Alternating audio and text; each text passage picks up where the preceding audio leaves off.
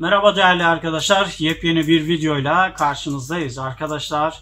Şimdi bir soru var, hatta iki soru var. Birbirini tamamlayan, aslında birbirine benzeyen iki soru var. Video çekmeye değer gördüğüm için onları videoya çekiyorum. Böylece hem soru sormuş olan abimizin cevabını da vermiş oluyoruz bildiğimiz kadarıyla arkadaşlar. Kendi bildiğimizi söyleyeceğiz. O arada tabii bakın şu güzel tespihimi size göstereyim, paylaşayım sizinle. Bu benim güzel tespihim D33 malzemeydi, pembeydi. Satılık değil arkadaşlar, benim tespihim. D33 malzemeydi. 9'a 14 kesme bir tespih. Uçları yumuşatılmış. Bu tespih benim arkadaşlar. Benim koleksiyonumda. Satmıyorum, bilginiz olsun. Öncelikle onu söyleyeyim. Hani fiyat soracak olursanız sormayın. Arkadaşlar şimdi fiyat demişken de böyle yorumlarda fiyat soran arkadaşlar oluyor. Arkadaşlar yorumlarda fiyat sormanıza gerek yok. Bütün videolarımın açıklamalarında, ama bütün videolarımın açıklamalarında WhatsApp numaramız var. Yine söyleyeyim, 0536 650 79 79 emektar yazımız da burada. 0536 650 79 79 numaralı WhatsApp numaramıza arkadaşlar yazıp sorabilirsiniz. Size oradan bilgi döneceğiz inşallah. Biraz yoğunluğumuz olduğu doğrudur arkadaşlar. O yüzden arkadaşlar bazen geç dönüyoruz. Kusura bakmayın. Dönmedi gibi düşünmeyin. Biz kontrol ediyoruz. Atladıklarımız olabilir. Eğer atladıysak lütfen onları bir daha yazın. Bir daha sorunuzu dönüş yapın. Hani bunlar bakmıyor, ilgilenmiyor gibi bir şey olmasın lütfen. Şimdi bundan önce yine bir şey söyleyeyim arkadaşlar. Ben şimdi küçük sorularınızı, kısa sorularınızı ya da bilgi almak istediğiniz basit sorularınızı videolarımdan önce ya da videolarımdan sonra muhakkak cevaplandırmaya çalışacağım. Burada yorum yapmamayabilirim, size cevap vermemeyebilirim, ama siz sorun. Ben o soruları videolarda size yanıtlamaya çalışacağım. Bu yüzden lütfen videolarımızı kaçırmayın. Bu noktada da videolarımız daha ehemmiyetli bir durum aldı. Size sorduğunuz soruyu bir videomuzun içinde dönmüş olabiliriz. Şimdi arkadaşlar, abimiz sormuş. Aynen şöyle demiş. Hayrettin Bey, sıkmanın kokusunu Katalin'e göre farklı diyor ustalarımız. Sıkma ile Katalin'in kokusu farklı diyorlar. Diyor. Siz hepsinin bakalit Katalin olduğunu söylüyor. Osmanlı hamur diyorsunuz. Evet diyorum. Orijinal malzemelerin hepsi Osmanlı hamur arkadaşlar. Malzemenin kokusunun çok ayrı olduğunu ve en yakın hamurun miskevi dedikleri olduğunu, miskevinin de kendine has bir kokusu olduğunu, isminde de belki oradan geldiğini söylüyorlar. Yani isminin de malzemenin kokusundan dolayı geldiğini söylüyorlar diyor. Şimdi sizin malzemeniz Osmanlı hamur mu oluyor, yoksa yeni Katalin bakalit mi oluyor demiş abimiz. Şimdi arkadaşlar, Katalin bakalit bir isim değil zaten. Farklı isimler. Bakalit bu malzemenin orijinal ismi. Katalin ise bu bakaliti orijinal formülüyle döken ve patent almış bir firma. Katalin'in bakalitten sonra düşün. Bir kere o cümleler ikisi bir arada kullanılmamalı. Ya Katalin dersiniz ya bakalit dersiniz. Şimdi biz artık pala malzeme diyoruz, biliyorsunuz. Pala malzeme dediğimizde iş bitmiştir arkadaşlar, Allah'ın izniyle. Şimdi abimizin dediği soruya gelelim. Katalin farklı kokabilir, bakalit farklı kokabilir. Bunda hiçbir sıkıntı yok. Önemli olan malzemenin orijinal oluşu. Şimdi bizim malzemeyi de kastederek soruyor abi. Sizin malzemeniz o zaman hangisi oluyor? Bizim malzememiz arkadaşlar, bakalit gibi kokan da var, Katalin gibi kokan malzemelerimiz de var. Bunu sizinle şöyle tecrübe olarak paylaşıyorum. Yani bilgi olarak paylaşıyorum. Duyum ya da tahmin değil arkadaşlar. Şimdi bazı malzemeler pişim aşamasında uğradığı reaksiyon ve etkileşimle arkadaşlar bazen bildiğiniz Osmanlı sıkması kokuyor. Ama bazı ürünlerimiz bildiğiniz Katalin gibi kokuyor. Sonuç itibariyle ikisi de orijinal bakalit, orijinal bir malzeme. Yapısı epoksi ya da plastik içermeyen, naylon içermeyen bir malzeme. Şimdi bu soruya net cevap oldu diye düşünüyorum. Açabilirsek biraz açalım arkadaşlar. Daha önceki videolarda size izah ettim. Firmalar döküm farklılıkları gösterebilir. Yani aldıkları reçine orijinal olabilir ama döküm tekniği farklı olabilir. Bugüne dönerek size örnek vereyim mesela. İnsanlar sıkma kehribar reçinesi yapıyor şu anda. Sıkma kehribar, benim bir arkadaşım da yapıyor. Sıkma kehribar reçinesi yapıyor. İsteyene reçine satıyor. Sıkma kehribar, yani bu epoksi malzemelerin reçinesini satıyor. Şimdi bazı ustalar ya da bazı atölyeler döktükleri sıkmaları çok kaliteli, güzel çıkartıyor. Bazıları da ondan daha düşük kalitede çıkarıyor. Daha yumuşak, öbürü daha sert. Bazılarının damarları çok daha güzel. Bazılarının ürünlerin görüntüsü daha canlı. Dökümden döküme, döküm tekniğine göre malzemenin çıkışı fark edebiliyor arkadaşlar. Sıkma kehribar üzerinden örnek verim. Bu durum aynı şekilde bakalit için de geçerli ve bu işlemlerin hepsiyle yapan insanlar zamanında karşılaşmış. O yüzden Osmanlı sıkması dediğimiz kıvamdaki ürünlerle esasen Osmanlı sıkması yine olan eski katalinlerle aynı malzeme olmasına rağmen döküm farklılıklarından dolayı ürünler kendi aralarında ayrılmış. Hatta tesbih severler tarafından gruplandırılmış, bunlar ayrılmış. Mesela katalinin dökümünden önce bile yapılan katalin tarzında bakalitler var. Bunların bile adı hala bakalit katalin diye alınıyor ama kimse bakalit demiyor onlara. O malzemeler de bakalit arkadaşlar. Sorun yok. Katalin de orijinal bir malzeme, sorun yok. Önemli olan bu malzemelerin orijinal oluşu ve bu malzemelerin orijinalliği ile ilgili bahsedecek olursak arkadaşlar, siz malzemelerimizi test edebilirsiniz, bizim malzemelerimizi test edebilirsiniz ya da piyasadaki bütün malzemeleri de test edebilirsiniz. Malzemeden anlıyorsanız bizim malzemenin orijinal bakalit olduğunu göreceksiniz. Hatta diyebilirsiniz, ilk aldığınız malzemede ya döküm şeklini görerek ya da malzemenin yumuşaklığını görerek bu malzeme yeniymiş diyebilirsiniz. Ama bu malzeme biraz sertleştikten sonra ya da eskidikten sonra da test ettiğinizde eliniz kolunuz bağlanacak, yani bunu açık ve net söylüyorum. Bu kadar kaliteli bir malzeme. Hatta bazen ileri gidiyorum ve şöyle diyorum, malzemeyi hissiyatına bakarak konuştuğum için bazen ileri gidip söylüyorum. Bu malzemenin kalitesi eski malzemenin kalitesinden, döküm kalitesi olarak daha iyi diyorum.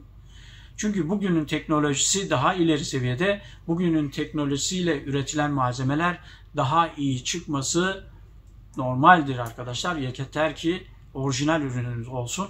Çünkü ben bazı malzemeleri, işte üstünden 3-5 ay geçmiş malzemeleri şöyle dokunduğumda, hissettiğimde, özellikle mesela şu elimdeki bir tesbih, ya şu elimdeki tesbihin hissiyatını anlatamam size ya. Osmanlı sıkması da çektim ben arkadaşlar. Osmanlı sıkması müthiş ama üstünden 100 yıl geçmiş, 50 yıl geçmiş, 70 yıl geçmiş tarihine göre. Malzeme zaten eski, malzeme sertleşmiş. Ama bu malzemelerin bu kadar kısa zamanda Osmanlı sıkması lezzetine çok çabuk ulaşması, yani arkadaşlar bizim hayallerimizi aşan bir durum ortaya çıkarıyor. Bu tesbih 50 yıl sonra ne olacak acaba?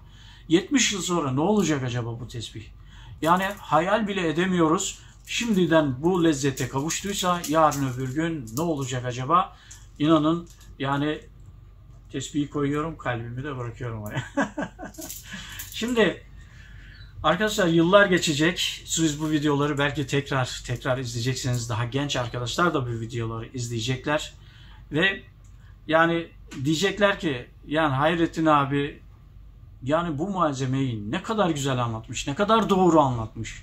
Malzemeye dokunduğunuzda bu malzemenin bu kadar kaliteli olabileceğini geçmiş daha iyi anlayacak. Gelecek daha iyi anlayacak arkadaşlar. Çünkü gelecekte bu malzeme sertleşecek, eskiyecek, güzelleşecek, renk alacak. İçindeki nemi salacak, çıtır çıtır olacak. Efsane olacak resmen. İnşallah bu tesbihe sahip olanlar tesbihlerine gerçek anlamda sahip olsunlar, sahip çıksınlar. Tesbihlerini yitirmesinler arkadaşlar. Öyle tesbih kapan arkadaşlara da Sakın göz açtırmayın. Evet öyle. Şimdi yine aynı aşağı yukarı buna benzer bir sorumuz var. Onu da yine aynı kişiden gelmiş. Kişiyi de söyleyeyim. Şehmuz abi. Şehmuz abi. Evet. Yine aşağı yukarı aynı olduğu için ikisini aynı videoda cevaplandırmaya çalışıyorum.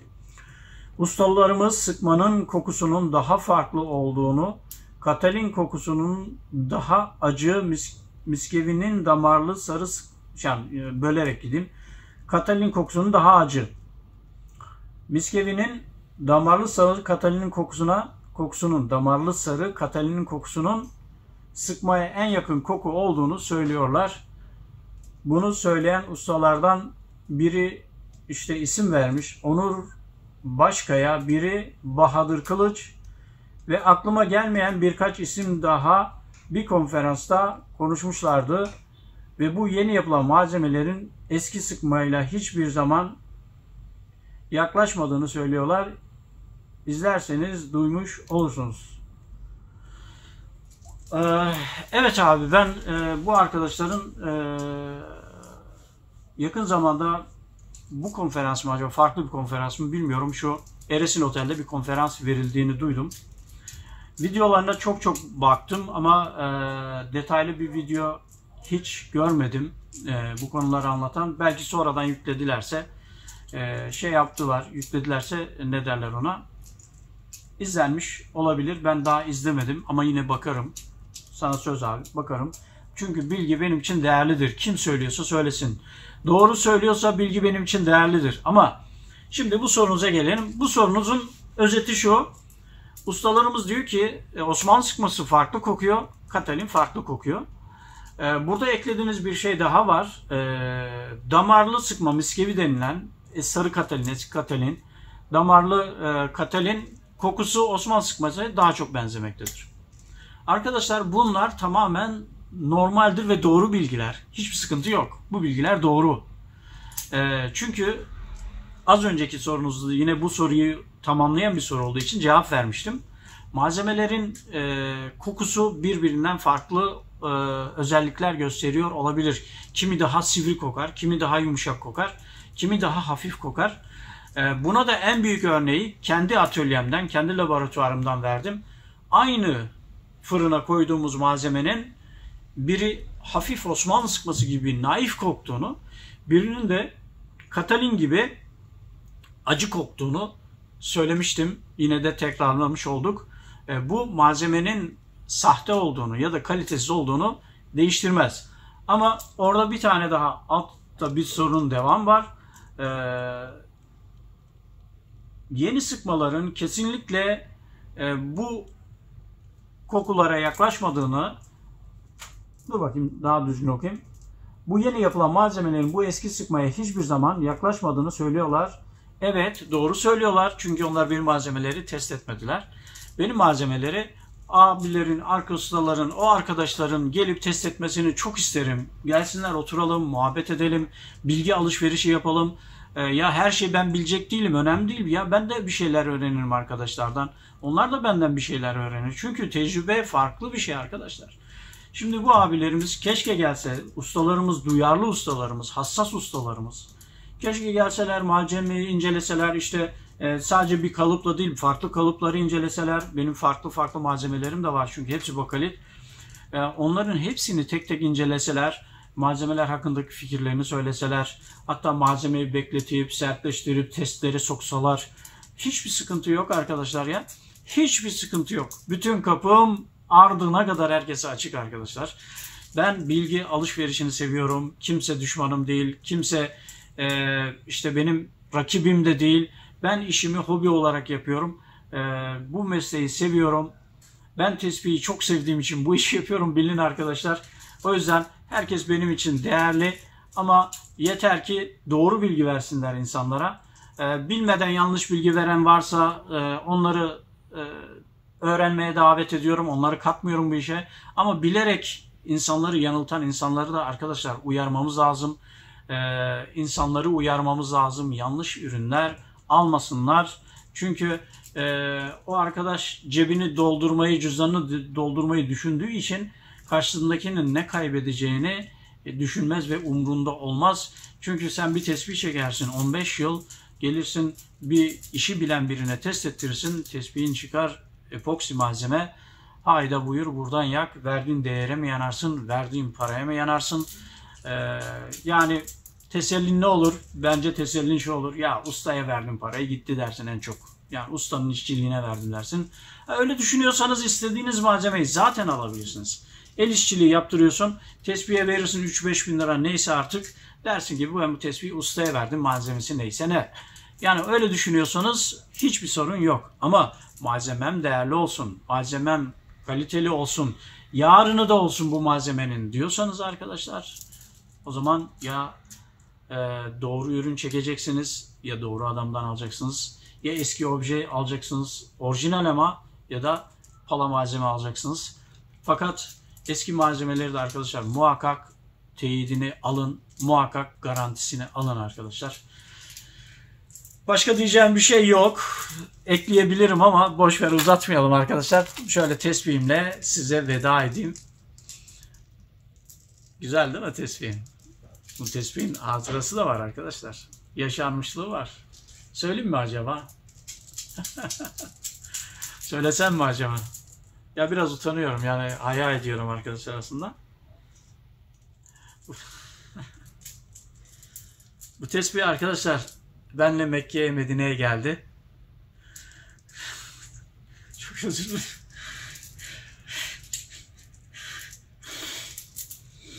Çok özür dilerim, benim için çok anlamlı.